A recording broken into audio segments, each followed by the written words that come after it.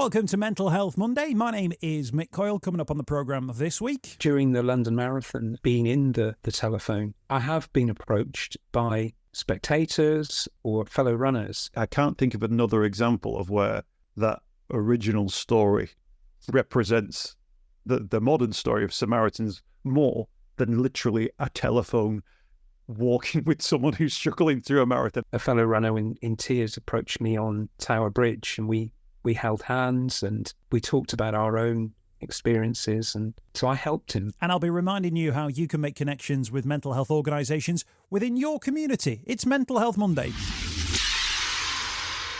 The home of the UK's conversation about mental health. Welcome to Mental Health Monday. My name is Mick Coyle. Coming up, we have got a bit of a marathon legend. We're going to be hearing from Dave. Dave Locke is the running telephone. Now, Dave's going to be telling us about his London Marathon journey over the last quarter of a century, but also a really poignant mental health journey as well. Just a quick heads up before we do that, I just wanted to mention at the Commercial Radio News Awards this year, 2024, we have been nominated from Mental Health Monday for our work around the Leave a Light On project. So if you were with us for 2023, you'll know just after episode 300, we brought about a series of stories and a project that looked at the experience of losing a loved one to suicide when you are a parent. So a parent's experience of losing a child to suicide. So I'm really pleased with that. So thank you to everybody who's supporting Mental Health Monday and supporting the interviews that we're doing through Mental Health Monday. We've also been recognised, I'm very pleased to say, with our Spiked project. So last year we were hearing from Maya. Now, Maya told us the story about the impact of being spiked. Spiking is an issue, is a huge issue up and down the UK. And at the end of last year, the government finally introduced a strategy to tackle that. But before that, we were doing our best to put that on the agenda by talking about the impact of being spiked, what it means, what it feels like, and what the ramifications for it. So that got nominated as well.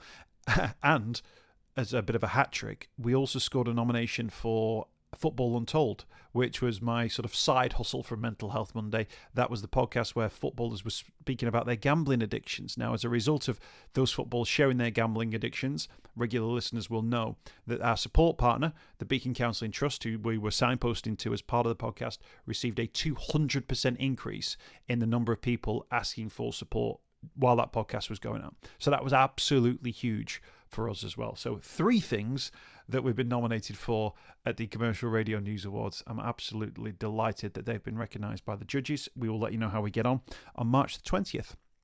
Now, this year, the Samaritans team captain at the London Marathon is Dave.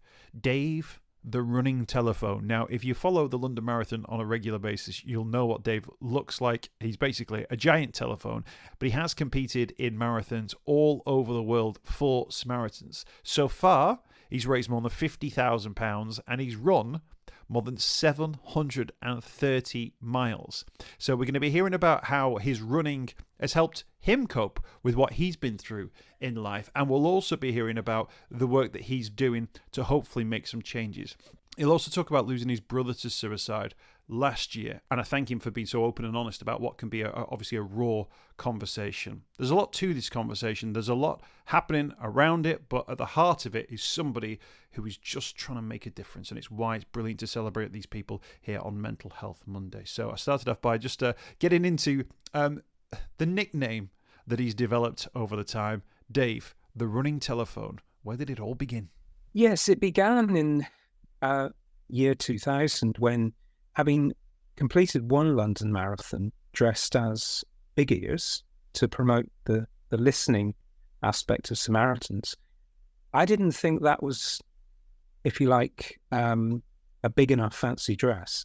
So we came up with an idea of using the telephone as a symbol, and I paid a visit to a theatrical costume maker, and they then, together with me, we designed the telephone. They built it around me, and of course I then ran my first London Marathon in year 2000 in the telephone.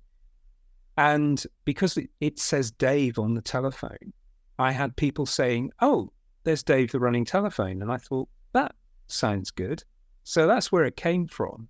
There is a funnier aspect to this as well, in that I have had people asking me what my name is because they're assuming that it's the telephone that's called Dave and the guy inside must be called something else. So I always say, well, coincidentally, I'm called Dave as well, but that's a pure coincidence. So that's where it came from. Fantastic. It speaks of the camaraderie that you hear about from people who get involved in the London Marathon, and that relationship between those who were taking part and those who were sort of stood on the sidelines and cheering people on. This almost like the duality between the two. Yes, absolutely. And I think that is one thing that's so important about the London Marathon, that without the tremendous support that we get from start to finish, but also all the volunteers who are there giving up their time on a Sunday to hand out bottles of water or act as marshals. Without all of those people, we wouldn't have a London Marathon. And that, yeah, as you say, that camaraderie is very much, it's certainly there with the runners because we all help each other as runners. And I always feel so privileged to be running with so many people running for so many important causes. So yeah, camaraderie all the way through the whole event. Let's talk about the important causes. So you're the Samaritans team captain, running for this year's event, and this is a landmark marathon for you. Some people dream of running one marathon in their lifetime. I think you're clocking more than nearly 750 miles in marathons so far. This is your 25th, am I right in saying? Yes, it's my 25th consecutive London Marathon. So, and obviously I would have hit that if it hadn't been for the pandemic. But big one for me, pure coincidence that we, as the Samaritans charity, that we are the official charity. That's a pure coincidence. It's a nice coincidence. Just tell me about your relationship with Samaritans. And you mentioned, people run for all sorts of different causes. But the fact that you are now the team captain shows your commitment to this particular cause. Can you just start by talking about why, in the very first instance, Samaritans was an organisation that you felt, right, I can do something for them, I can give something back to them potentially? Yes, I guess the way I would describe it is that I've been on a journey through my life, like most of us have, where from being very young, I had a difficult childhood. Didn't know my father. My mother had me out of wedlock at a time when that was really frowned upon. So I grew up very much feeling quite isolated and alone, despite having very loving grandparents. As I got a bit older, I started to experience quite a lot of issues where, so for instance, my mother died when I was 17, but I was confused because I never really knew my mother, but I felt society's telling me I need to grieve, and it felt very difficult. That kind of resulted in some self-loathing and self-esteem issues. And then I lurched my way through some very difficult relationships, and that culminated in a marriage that went wrong. And then everything seemed to get to a point where I just didn't see any point in carrying on. And I very, very rapidly descended into a situation where I wanted to take my own life. I thought that was the only way out. I didn't think anyone really would be that bothered if I disappeared. That's when I called Samaritans, and Samaritans literally saved my life. It was a very difficult period following that call, and it wasn't just one call. I was a regular caller. Eventually, the support that I got from Samaritans enabled me to develop my own, if you like, coping mechanisms, and they're very personal to me, and they work for me. So, for example, one of my coping mechanisms is running as Dave the Running Telephone, because it's the one thing in my life where I get a really warm feeling, because I know I'm helping people. I know I'm doing something which is valued, and which is and I meet so many people who give me a hug, and whether it's, virtual or real. And that's one of the main coping mechanisms for me. Following being a caller, I eventually got to the point where I felt strong enough to become a listening volunteer. So I joined my local branch, Waltham Forest, as a listening volunteer. And that was in the late 80s. I then became the chair of that branch. So I saw the sort of back office necessaries that you have to do to keep a branch running, which again gave me the sense of, wow, this isn't cheap. We need funds to keep the branches open.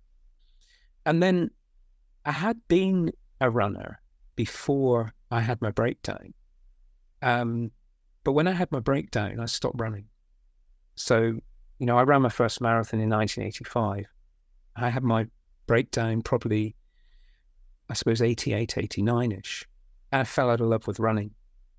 And then I think I felt it was tugging at me. I had friends who were running, calling me and saying, well, why aren't you carrying on running? So I started running again, and I decided that I'd combine things together, and I ran my first marathon for Samaritans in 98 in New York City. And then I got the bug then, and it was then, yeah, let's just put all of this together. And the whole thing now for me with Samaritans is that it's something that's my, it's a personal mission for me to really help people. And by helping people, I help myself. And that's what works for me. It doesn't, there are still bumps in the road, but I feel I can cope with those bumps in the road because I have those coping mechanisms. It's not easy. It's not one of those sort of black and white things where you've got a coping mechanism and you say, hey, everything's great. But I definitely feel more resilient mentally than I did 30, 40 years ago. Can you put your finger on what it was during those conversations that made you think, I am talking to someone, but also I am seeing a benefit of this? I think sometimes when people hear about helplines or phone lines, they have a threshold fear where they think, what are they going to say to me? What am I going to say to them? But obviously you felt through those numerous conversations that you were getting something from it. Is there a way of putting into words what it is that you felt that you were benefiting from, that somebody else listening to this might go, okay, I want a piece of that. I want to go and try and find a piece of that.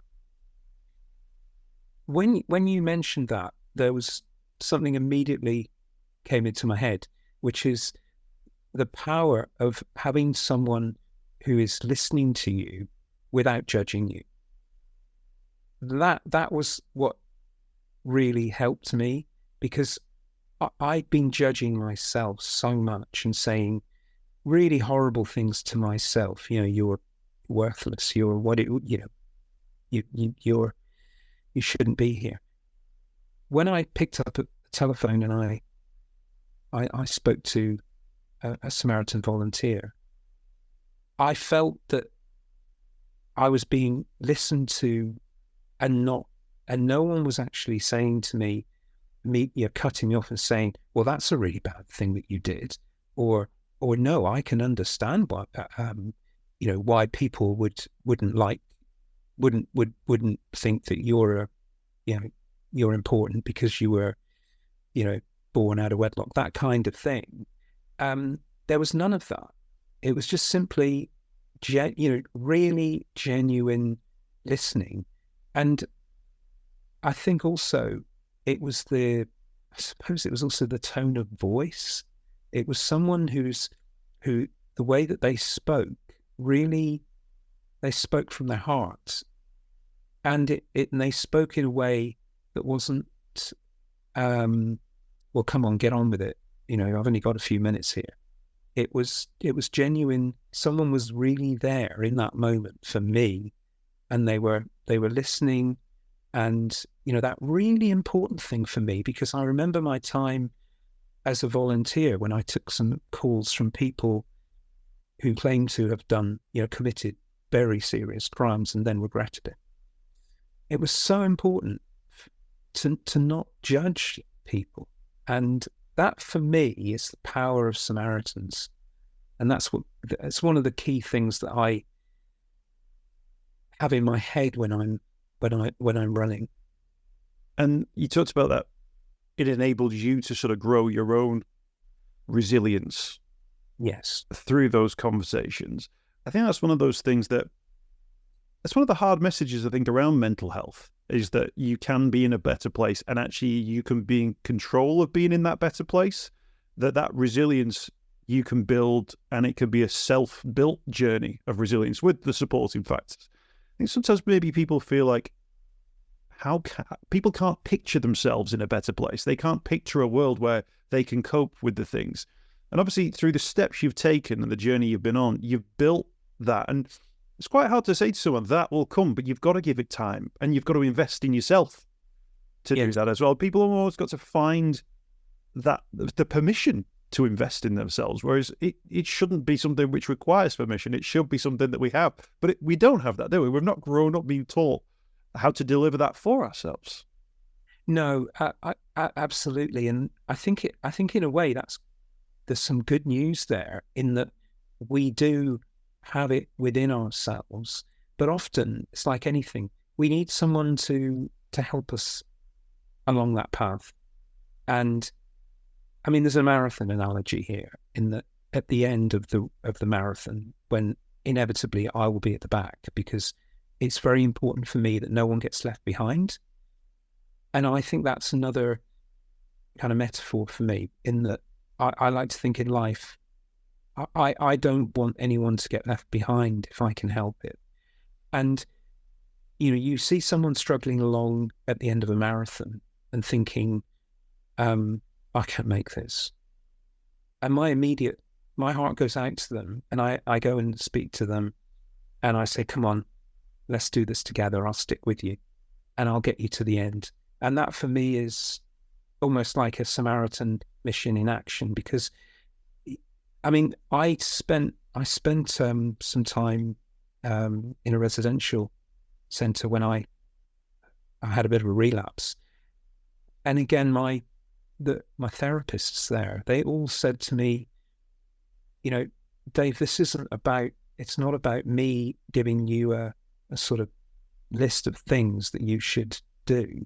It's about me enabling you to create your own list of coping mechanisms and work out, what's right for you.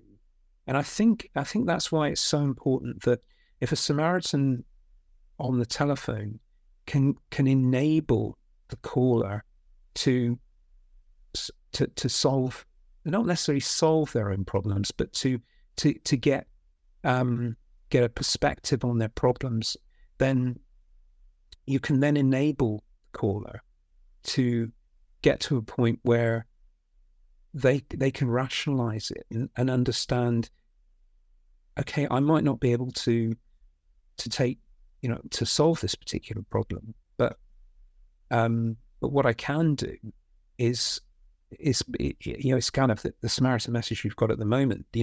I can believe in a better tomorrow because I've got it within myself to cope with what's happened to me, because I now feel confident enough to talk about it, to talk about how I feel. I think also, Mick, one of the really important things that I jotted down on my notes, it's about also making people feel there's no shame in talking about these things. You wouldn't turn up at A&E with a broken leg and feel ashamed, you would. So it's in the same way we have to get people thinking that mental health is something that we all have it, and we all have our ups and downs. So for me, again, it's about that that sort of not leaving anyone behind and making sure that people who need help reach out. That's what I would say. Always, reach out to someone. And the beauty of bringing Samaritans is that, number one, it's anonymous. And number two, in a way, the caller's in control. Because if you're feeling uncomfortable, you can always hang up and call again. But we'll always be there 24/7. So, no, sound advice. People obviously know the Samaritans and they know the story of the Good Samaritan. But actually, I can't think of another example of where that original story represents the modern story of Samaritans more than literally a telephone walking with someone who's struggling through a marathon. I imagine anyone who would see that would go, "Oh, Samaritans, right? I get it now." get people over the line. And I think as well, as you said there, with that you wouldn't show up feeling ashamed of yourself if you've broken your leg. If you're at A&E, it's very similar when people talk about they've had a cough or a cold throughout the January months, and people will openly have that conversation, but they have it knowing that the people you have that conversation with know that person knows what Lemsip is, knows what paracetamol is, knows what honey drink is, and a blanket and a fire and watching TV for a couple of days. We have that sort of absorbed knowledge. I think that's another of those things where actually I felt pretty low for the last 6 weeks or so, or I've not felt myself since last summer, or it's been a good few years since I've really been finding anything in enjoyment in life. We don't have that assumed knowledge amongst ourselves, do we? That someone would go, "Oh, it's Lemsip, TV, and you'll be right as rain in 24 hours." And then that's that learning and that resilience is the sort of thing where you go, well, I'll tell you what, you might say to someone, "How have you been sleeping? Have you been, what's your alcohol intake like at the moment? Any extra stresses or strains? Is there anything emotionally that you've been dealing with, or is there anything in particular that's been you've been worrying about work or home or any of those things?" Again, we've not given ourselves permissions to have those conversations, but we can have that conversation. You can learn how to do that. You can educate yourself in that, and then you can help educate other people in that too. Absolutely, and I think during the London Marathon and being in the telephone, I have been approached by people, either spectators, volunteers, or fellow runners, and they've talked to me about their challenges while we're jogging along, and I've tried to help there and then. So, and of course, there was something that went viral a few years ago when a fellow runner in tears approached me on Tower Bridge, and we held hands and we talked about our own experiences, and sadly he lost his partner to suicide. So I helped him. That was a few years ago, and uncannily, in the last London Marathon, I bumped into him at the start at Blackheath, and it was 3 weeks after my younger brother had taken his own life. And I explained this to Andy, and Andy said, "Right, I'm going to take personal responsibility to get you to the finish line." And he and I made it together. And again, it's another great symbol of how we helped each other through probably one of the most difficult experiences we both of us have had. And we again, and I'm proud to say Andy's on the team this year, and we'll probably do it again, which is fantastic. Well, that is absolutely amazing. After all those years of running marathons for Samaritans and the work you're doing and the stuff you'd seen behind the scenes, was losing your brother, was that like another reminder of why it's so important that we get these messages across?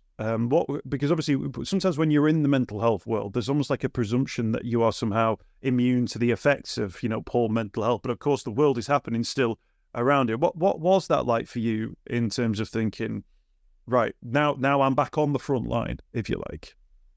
Well, I suppose there was a very cruel irony about the whole thing, because I suppose up until that point, I didn't think it would ever affect me. And I'm sure a lot of people will think, well, oh, that's very sad that someone has died by suicide. But unconsciously, they're probably thinking, but that's not going to happen to me. And I was probably thinking the same. And then it happened. And obviously there was the initial shock of it. And then I think it, in a way, it redoubled my passion and my commitment to Samaritans.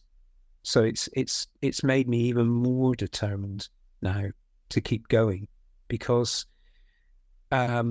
Stephen, my brother, he was a very troubled soul through all his life, and he suffered some of the same sort of circumstances of birth, etc., that I did.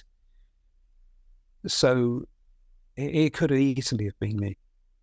And I just wish that, and obviously you do go back and you think, oh, I just wish he'd reached out. I wish he'd reached out to me.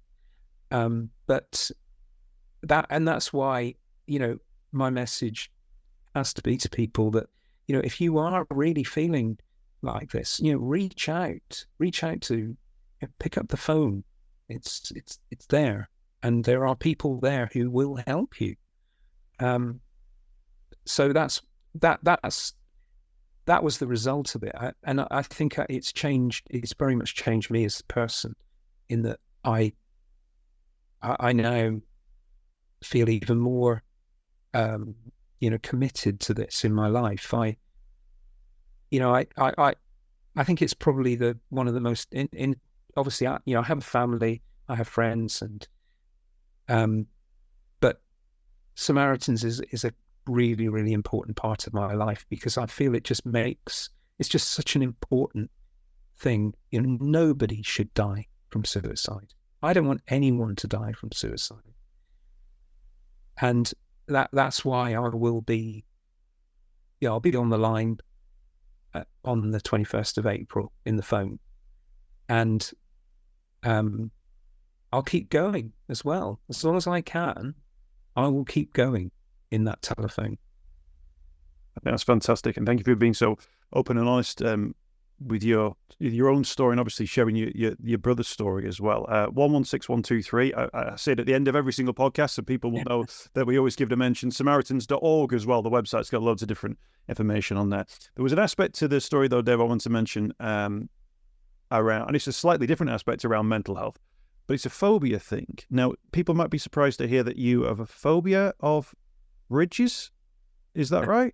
And is that I've not clocked how many bridges there are across the marathon route, but if someone was going to say you're going to run 25 London marathons, and you're going to have a phobia, what's the coping mechanism there? How have you got to? Does being inside the giant telephone help at that point? Well, yeah, it's a strange thing. There is a name for it, and I just forget it. I found out that I had a phobia about bridges when I had to run over the Erskine Bridge, which crosses the Clyde to the west of Glasgow. Now, if anyone knows, that is very high, that bridge. And when I was running, this is when I ran John O'Groats to Land's End for Samaritans back in 2003. And I knew that if I didn't go over the Erskine Bridge, I would have a massive detour through Glasgow, and it would disrupt my schedule. But I really hadn't thought about it. And I looked at it and thought, I can't do that. And the phobia it's partly linked to the fact that when I was a child, I had completely freaked out when I climbed the monument in London, and I panicked. I was about 6 or 7 at the time, and it was the height. So I have a phobia for heights anyway. But then the bridge thing came in when not only was the Erskine Bridge very high, but I had this irrational thought that I would get swept over the side of it. So I went over the Erskine Bridge, and I'm sure anyone driving over must have thought, what on earth is going on there? On my hands and knees, clutching the guardrail. And when I came off the other side, I was euphoric that I'd actually done it. So that was a big thing for me. And then I carried on, and the next challenge was the Severn Road Bridge. And I'm ashamed to say, I decided to do a detour. I wasn't ready for that because it's a much longer bridge. I have the same issue with Tower Bridge. So if you ever see footage of me, I will be right in the middle of the bridge, and you will occasionally see my hands go up and hold the receiver in place because I don't trust the Velcro that attaches it to the plane. And, it's always just one of those things. And it's part of me. And, I even have, my stomach sinks when we drive over the Dartford crossing, right? Because it's so high. It just goes to show that, doesn't it? That there's always the challenge. There's always something going on in the background, and that sometimes people maybe think, oh, well, Dave's sorted now. He knows because he runs for Samaritans, and he's done it all before. But equally, there are those stories that are going on, and the Erskine Bridge, as you mentioned. For anyone who's never seen it, how would you describe it? It's like a flyover on steroids, isn't it? It's so high. It's incredible. It's one of those bridges so high that if it's raining, there's no point standing underneath it because the rain just comes in underneath it. Because I've tried to do that myself. David, we're running low on time. He says. But thank you so much for your time. Thank you for sharing your story. Best of luck with London Marathon 2024. Here's to many more London marathons to come. I think you're at £50,000 and counting in terms of the money that you've raised, and I'm sure you're inspiring many people as well. So thank you for sharing your story, and thanks for joining us on Mental Health Monday. Oh, thank you, Mick. Thank you for listening.